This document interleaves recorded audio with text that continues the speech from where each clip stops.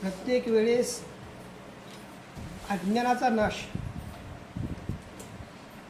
आणि ज्ञानात नवीन भर या जगाला एक कीड लागलेली आहे. अज्ञानाची कीड आहे. आणि अज्ञानाची कीड असल्यामुळे षड्रिपूंचा मार आहे. काम, क्रोध, लोभ, मोह, मद आणि मत्सर. याचं मूळ कारण काय आहे तर मानवी देह जो आहे किंबहुना जे जीव आहेत पृथ्वी तलावर जे जीव म्हणून जन्म घेतलेले आहेत ते सर्व वासनेच्या आहारी आहेत. त्यामुळं वासना जेव्हा काय होतात प्रबळ होतात तेव्हा ज्ञानाचा क्षय होतो. काय सांगितलं? वासना प्रबळ झाल्या की मायेचा आविष्कार होतो. मायेचा आविष्कार झाला की पाप झाकलं जातं आणि पाप झाकलं गेलं की वासना काम करतात.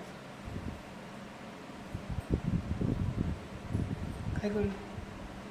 म्हणून सत्य जे आहे पचायला जड आहे. सत्य काय पचायला जड आहे. आणि वासना उफळतात. कशा माहिती आहेत का? 100-180 तुम्ही जेव्हा एखादा पदार्थ उकळता, पाणी उकळलं, दूध उकळलं है ना, तशा वासना उकळलेत देहामध्ये आणि त्या वासनाच्या आहारी जाऊन देह कार्य करायला लागतो. ही एक स्थिती झाली देहाची. ह्याला म्हणतात बाह्यमुख अवस्था. काय म्हणायचं? बाह्यमुख अवस्था. आणि जेव्हा अंतर्मुखमध्ये तुम्ही जेव्हा जाता, अंतर्मुखी म्हणजे बाह्यमुखे. काय सांगतोय? मुखी म्हणजे काय? किरण, मुखी म्हणजे काय? मुखेचा अर्थ, मुखेचा अर्थ असा मौन, म्हणजे बोलायचं असतं बोलायचं नसतं. इच्छा बोलायची आत आहे पण बोलून काय करू, राहू दे. बघा काही लोकांना बोलल्यानंतर मोकळं झाल्यासारखं वाटतं. बडा बडा बडा बडा बडा बडा डोक्यातलं सगळं काढून मोकळं झाल्यासारखं वाटतं. आणि काही लोकांना न बोलता सुद्धा शांत मोकळं झाल्यासारखं वाटतं. म्हणजे काही लोक म्हणतात मी बोलून बघा मोकळं झालं, आणि काही लोक असे म्हणतात मी बोललोच नाही मोकळंच झालं. दोन्ही गोष्टी मोकळं होता येत. जर बोलून मोकळं व्हायचं असेल तर पुढचा परिणाम होणार आहे का? तुम्ही बोलून जरी मोकळा झाला तर पुढचा परिणाम होणार नाही. पुढच्यानं ते आत घेतलं तर परिणाम होईल. आणि कधी कधी न बोलता सगळं कळतं, बोलावं लागत नाही. जसे ढग आल्यानंतर पाऊस पडणार आहे, आपल्याकडून फोन केला का 4 वाजता ढग येणार आहे 5 वाजता पाऊस पडणार आहे? नाही. ढग आल्यानंतर पाऊस पडणार आहे, क्रियास्थिती आहे ती. तर अज्ञानाचा नाश आणि ज्ञानाचा प्रकाश याच्यासाठी दोघांनी दुस्ती केली. दोघं कोण माहिती आहे का? एक दत्तगुरू आणि दुसरी शंकर. काय केलं? अज्ञानाचा नाश आणि ज्ञानाचा प्रकाश. आता गणित सांगतो का मग कसं आहे ते. तुमच्यावर प्रेम आई आणि वडील जास्त करतात का नाही? बायको यानंतर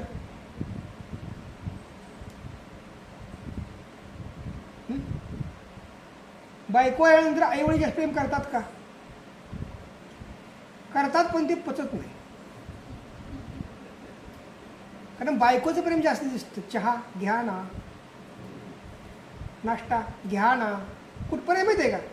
मूल होईपर्यंत. मूल झाल्यानंतर बायकोचं प्रेम कमी होऊन मुलाचं प्रेम वाढलं जातं. तो म्हणतो बिचारा, माझी मुलगी आहे ना सोना आहे, माझा मुलगा आहे ना हिरा आहे. मग बायको, आई वडील काय झालं? त्यांचं प्रेम आहे का नाही? पण प्रेम पुढे जातं नेहमी. काय जातं? स्टेबल नाही येते, कॉन्स्टंटली नाही येते. जर तुमचं आई वडिलांच्यावर प्रेम होतं आहे, 100% राहणार, तर तुम्ही दुसरा पार्टनर बघणारच नाही. जर पार्टनरवर तुम्ही 100% प्रेम होतं आहे, राहणार, तर प्रजोत्पत्ती तुम्ही पुढे करणारच नाही.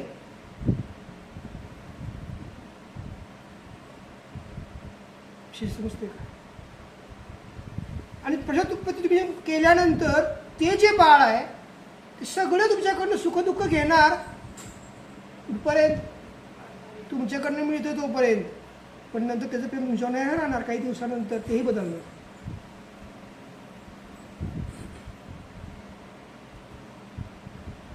हा सृष्टीचा नियम आहे आणि हा तुम्ही तोडू शकत नाही. तुम्ही या नियमानच चालणार. कितीही जीवश कंठश प्रेम तुमचं आई वडिलांच्या असेल तरी सुद्धा तुम्ही त्याला सोडून जाणारच साईडला. काळजी घ्या त्याची, काय घ्या, पण काळीच त्यांचं नाही तुम्ही घेऊ शकत. काळीच घेणं म्हणजे काय? काळजी घेणं म्हणजे काय?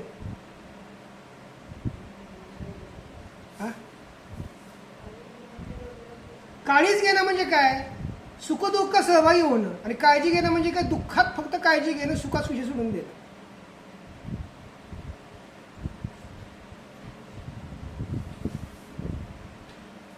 बघा सिस्टीम काय आहे? दिलं तर प्रेम वाढतं, नाही दिलं तर कमी होतं.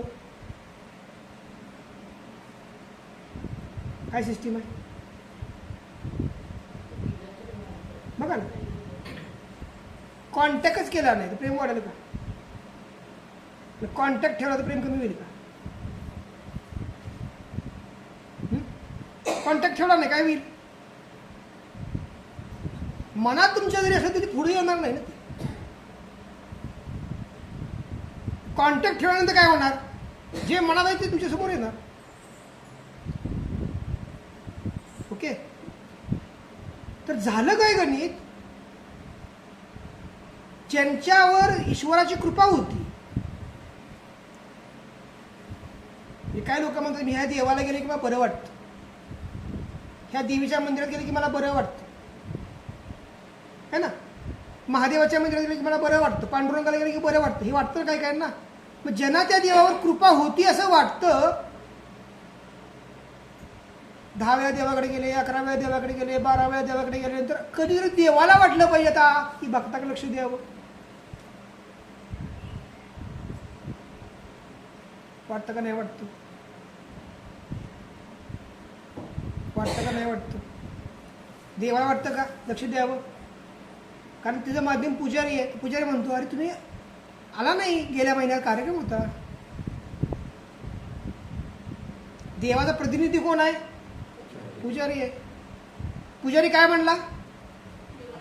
तुम्ही आला नाही, अजून तुम्हाला आत्म बरं वाटतं. अरे आपलं नाव काढतायत ते. प्रतिनिधी पुजारी आहे. आणि पुजारी जेव्हा माझं नाव काढेल तेव्हा माझं नाव तिच्या स्मरणात आहे म्हणजे मी जातो ह्याची ती पावती मिळाली. ओके, आता इथं सुरू काय होतं? करप्शन सुरू होतं. सुरू काय होतं? तेव्हा पुजारी मार्फत हा नारळ देतो, हा नैवेद्य देतो, माझं हे काम कर. तुम्ही त्याला कौल लावणे म्हणता, पोटी भरणे म्हणता, अभिषेक करणे म्हणता, वगैरे वगैरे. हे काय करता तुम्ही? हा, माझ्या शास्त्रानुसार, माझ्या अभ्यासानुसार, माझ्या माहितीनुसार ती देवात मी लाचच देता. कारण या कृतीमध्ये निष्काम कर्म नाहीये. मी अभिषेक करतोय कारण मला लाभ काहीतरी व्हावा. मी ओटी भरते म्हणजे मला काहीतरी प्राप्ती व्हावी. कारण निरपेक्ष वृत्तीने भरली जाते, सापेक्ष वृत्तीने भरली जाते की नाही. आणि याचं प्रमाण काय, तर मी एखाद्याच्या लग्नात गेलो किंवा गेले आणि तिनं जर मला ओटी नारायण दिलं नाही तर तिच्या उद्या काय कार्यक्रमाला मी काय देणार नाही. आणि मी काय म्हणणार, आपण त्यांच्या लग्नात जेव्हा गेलो होतो तेव्हा काही तिने काय दिलंच नाही, मग आपण का द्यायचं, आपण बोलतो नुसतं खोर माघारी यायचं. गिव्ह अँड टेक आलं का नाही. पक्के समजून घ्या. हे जे काय देवाणघेवाणीचे प्रकार आहेत त्याला म्हणतात गुणदोष. काय म्हणतात, गुणदोष. आणि गुणदोष हे व्यक्ती सापेक्ष आहेत, ऊर्जा सापेक्ष नाहीत. थोडस आतला विषय. गुणदोष हे काय आहेत, व्यक्ती सापेक्ष आहेत, ऊर्जा सापेक्ष नाहीत. तुम्हीच पेटवलेल्या अग्नीमध्ये जर तुम्ही हात घातला तर अग्नी म्हणणार नाही हात घालू नकोस, भाजल तुला. अग्नी म्हणाल का, तुम्हीच पेटवलेल्या अग्नी तुम्ही जेव्हा हात घालायला जाल तेव्हा तुम्हाला अग्नी काहीच म्हणणार नाही, फक्त तुम्हाला भाजण्याचा प्रकार काय असतो तो टाकून देईल. परंतु तुमच्याशी कोणतरी गुणसापेक्ष व्यक्ती असेल तर ती व्यक्ती म्हणणार काय करतेस तू, अरे काय करतोयस तू, भाजेल तुला. गुणसापेक्ष. पृथ्वी, आप, तेज, वायू आणि आकाश पंचमहाभूत ही गुणसापेक्ष नाहीत, ऊर्जा सापेक्ष आहेत. काय सांगतोय, पृथ्वी, आप, तेज, वायू आणि आकाश हे गुणसापेक्ष नसून ऊर्जा सापेक्ष आहेत. म्हणजे तुम्ही प्रमाणापेक्षा जास्त पाणी पिलं आणि पाण्याला म्हणला त्रास होऊ नये तर पाणी म्हणणार माझा मी गुणधर्म सोडणार नाही. तुम्हाला भूक ठाण किती आहे, अर्धा ग्लास पाणी, 1 ग्लास पाणी पिण्याची, तुम्ही 1 लिटर पाणी पिलं काय होईल. पाणी तुम्हाला पिल का, तुम्ही पाण्याला प्याल. इथं ऊर्जा सापेक्ष सिद्धांत लागू होतो. काय सांगतोय बघा, आपण देवाचं केलं, आपण आपल्या आईवडिलांचं केलं, बरोबर आहे. आपला आपल्या आईवडिलांच्यावर हक्क आहे का, आपला आपल्या आईवडिलांच्यावर हक्क आहे का. आपण आईवडिलांसाठी केलं, आईवडिलांनी मुलांसाठी केलं, आईवडिलांचा मुलावर हक्क आहे का, आहे का नाही. हा आहे ना, गुणसापेक्ष झालं.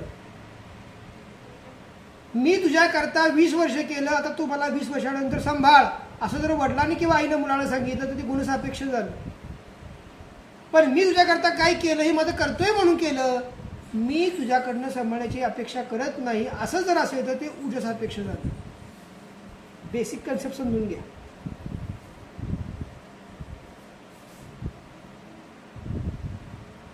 नवरा आहे म्हणजे नवऱ्याने ही कामं केलीच पाहिजेत, आणि बायको आहे म्हणजे बायकोने ती कामं केलीच पाहिजेत, पुरुषापेक्षा.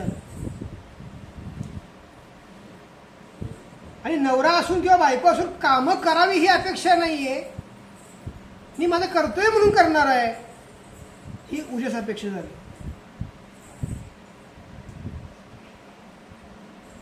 कन्सेप्ट समजली. पुढे जायचं. आता मजा आहे.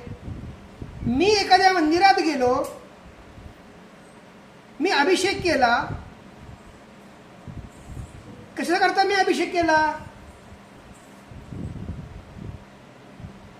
ऊर्जा सापेक्ष करता, गुणसापेक्ष करता, गुणसापेक्ष करता.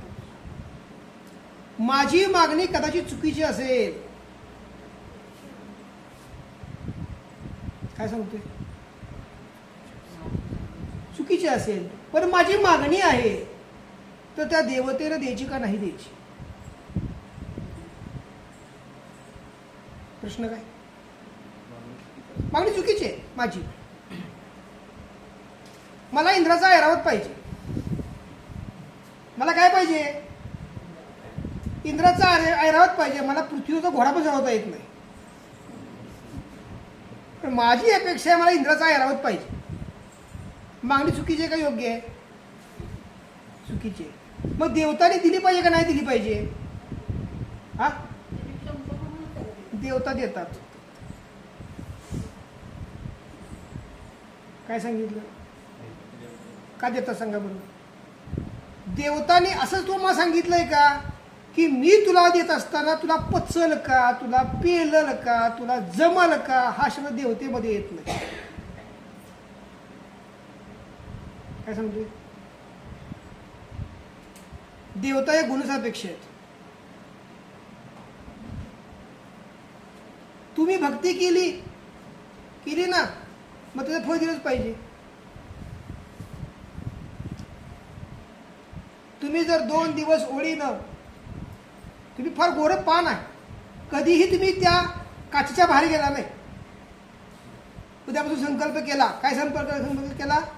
मी आता 48 तास उद्यामध्ये उभं राहणार आहे. काळं होता का म्हणे? काय सांगितलं?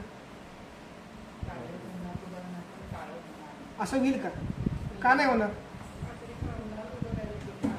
होणार ना. का होणार? कारण ती ऊर्जा सापेक्ष आहे. ऊर्जा सापेक्ष आहे.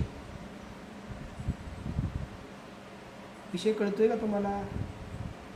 जिथं ऊर्जा सापेक्ष आहे तिथं गुणसापेक्ष नाही. गुणसापेक्ष तिथं ऊर्जा सापेक्ष नाही. दोन्ही गोष्टी भिन्न आहेत.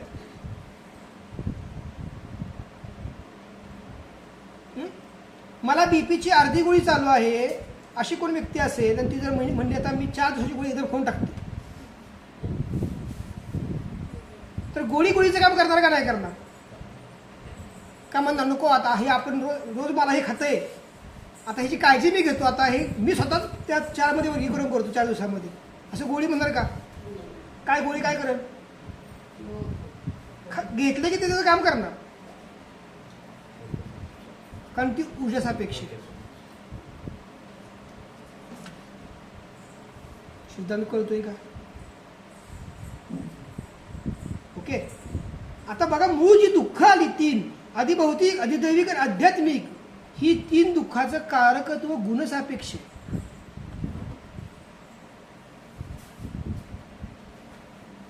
काय सांगितलं?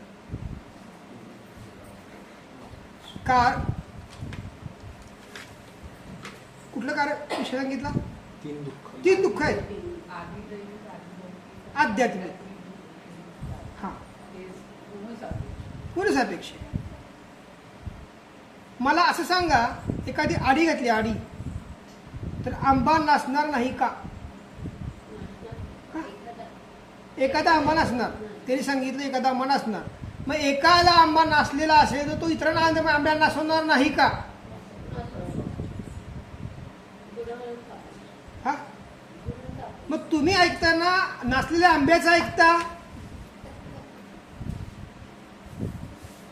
का मूळ ऊर्जेचं ऐकता? ऐकता कोणाच? नासक्या आंब्याचं ऐकता की आडी नासायला लागते? विषय कळतोय का? ज्याला अध्यात्मातला गंध नाही तो तुम्हाला अध्यात्माबद्दल सांगणार चुकीचं किंवा बरोबर, तुम्ही त्याच्यावर विश्वास ठेवणार. तरी शाळेत कधी एंट्रीच मारली नाही ती अध्यात्माच्या, पण तो सांगणार गुरूंचं ऐकू नकोस. कुटुंबात एखादा नासका आंबा असतो का नाही? आणि आपण नेमकं नासक्या आंब्याच ऐकतो. विषय कळतोय? हे सांगण्याचा हेतू काय आहे? तर शाक्त म्हणून जे काही शक्ती या विश्वामध्ये वावरती त्याचा प्रधान गुणधर्म काय आहे? तर गुणसापेक्ष आहे.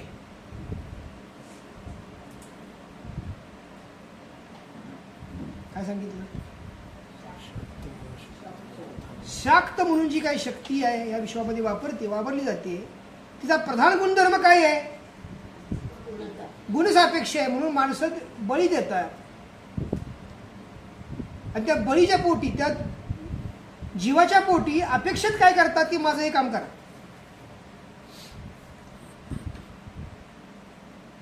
विषय कळतोय का? आता मजा बघा, मूळ पंथ 3, दत्तपंथ, नाथपंथ, सुफी पंथ आत्ताच्या कार्यामध्ये चाललेले आहेत ते.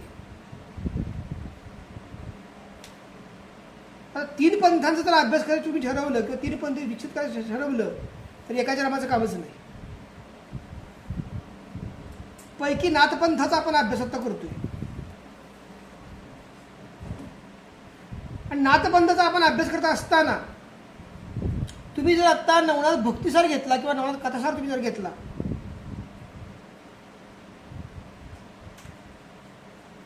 तर त्या नवनाथ भक्तिसारामध्ये, या नवनाथ कथासारामध्ये तुम्हाला हा मंत्र दिसेल.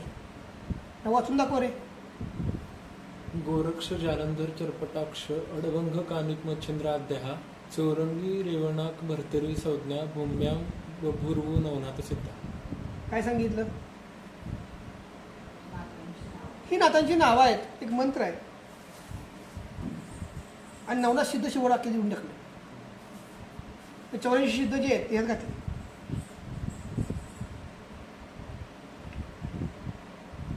तुम्ही नवनाथाचा भक्तिसार जर घेतला तर भक्तिसार हा जो ग्रंथ आहे हा जरा मोठा आहे. कथा म्हणजे थोडीशी कथा रूप थोडंसं बारीक आहे. त्यात एक यंत्र पण आहे, नवनाथ यंत्र म्हणून. बहुतांश नाथपंथी लोक याचा अभ्यास करतात. या 2 ग्रंथापैकी कुठल्या तरी ग्रंथ असतो. आणि हा जो तो मंत्र आहे, या मंत्रात तुम्ही मला मच्छिंद्रनाथ दाखवू शकाल?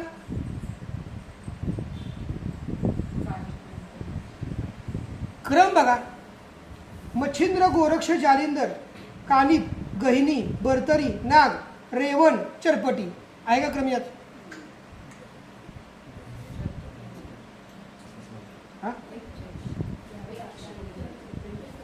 नवनाथांची नावे पूर्ण आहेत का?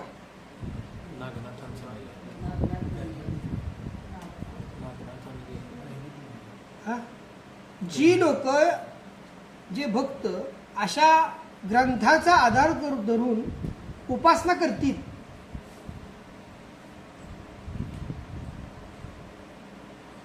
मग हा नवनाथ जो मंत्र आहे हा योग्य मंत्र म्हणायचा का तुम्हाला गुरूंद्वारे दिलेला मंत्र योग्य म्हणायचा?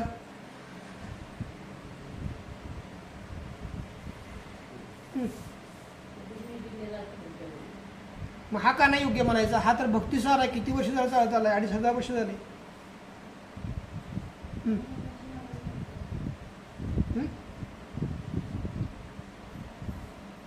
द्या उत्तर.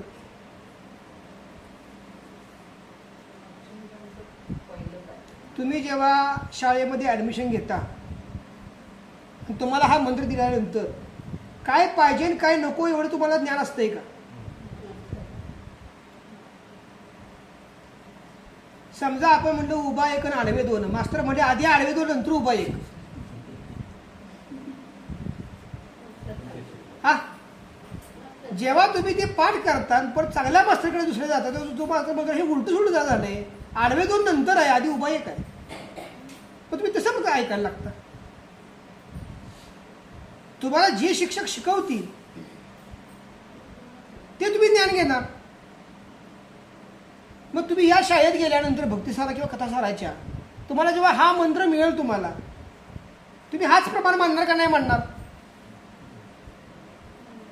हा, मग हा जर प्रमाण मंत्र मानून तुम्ही जर तो सिद्ध करायचा प्रयत्न केला तर होईल काय?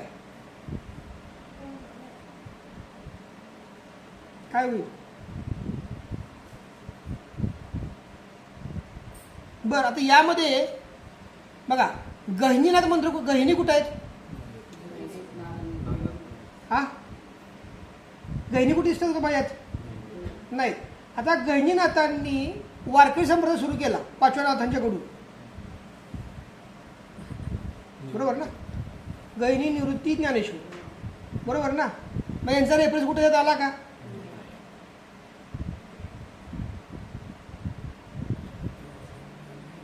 लक्षात येते का? म्हणजे बहुतांश लोक आज काय करतायत, या अभ्यासावर, या अभ्यासक्रमावर उत्तीर्ण होतात का नाहीत?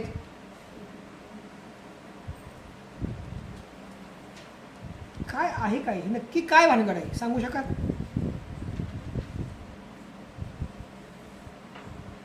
कोण सांगल? जर फोटो काढला का तू? कोण सांगल?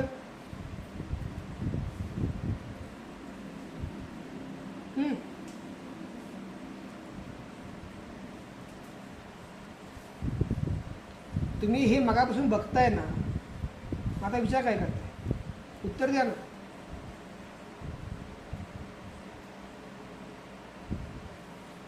झोप आहे, झोप काढ, असं काही नाही.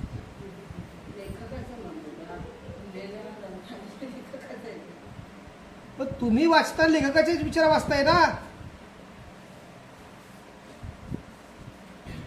आणि तुम्हाला जे कोणी लिहून दिले ते पण लेखकच कोणतरी आहेत. काय सांगता येईल?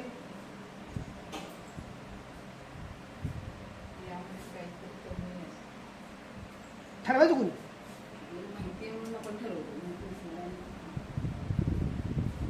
इथं गुण आहे का ऊर्जा आहेत?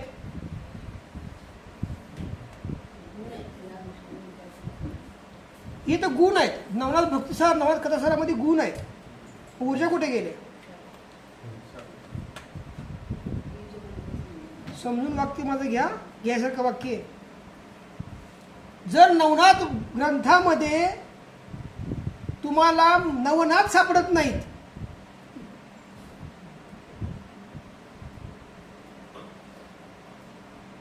मंत्र उच्चारासाठी, तर अनेक ग्रंथामध्ये बदल झाले असतील का नसतील हे तुम्ही ठरवायचं.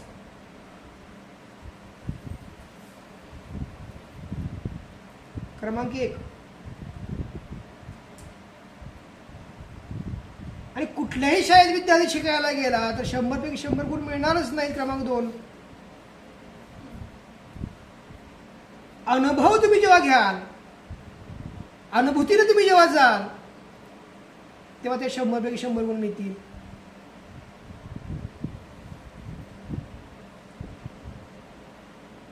ड्रायव्हिंगचा कोर्स पूर्ण करून ड्रायव्हर प्रॉपर नाही होणार. ड्रायव्हर जर प्रॉपर करायचा असेल तुम्हाला, तर तुम्हाला त्याचा काय पाहिजे? अनुभव पाहिजे. की मी 12 वर्ष ड्रायव्हिंग करतोय, मला हा अनुभव आहे म्हणून तो सांगत.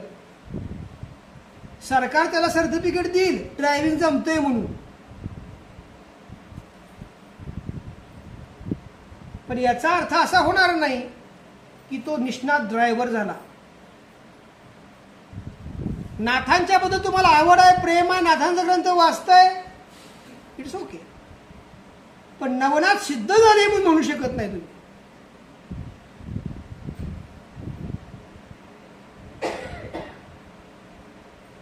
कारण नवनाथ ही ऊर्जा आहे.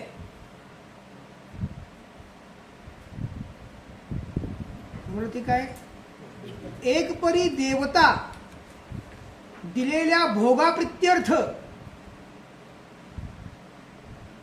भक्ताचा मनोरथ पूर्ण करतील. काय वाक्य? एक वेळ देवता दिलेल्या भोगाप्रित्यर्थ. भोगाप्रित्यर्थ म्हणजे काय? पोटी भरली, घरामध्ये नैवेद्य दाखवला, अभिषेक केला, लोटांगण घातलं, है ना, प्रदक्षिणा घातली, याच्या प्रित्यर्थ देवता तुम्हाला काय करतील? इच्छा पूर्ण करतील. मनात पाप असूनही इच्छा पूर्ण करतील. मनात पाप असूनही इच्छा पूर्ण करतील, पण नाथपंथ इच्छा पूर्ण करणार नाही. हा काय पूर्ण करणार नाही? कारण नाथपंथ हा ऊर्जासापेक्ष आहे, गुणसापेक्ष नाहीये.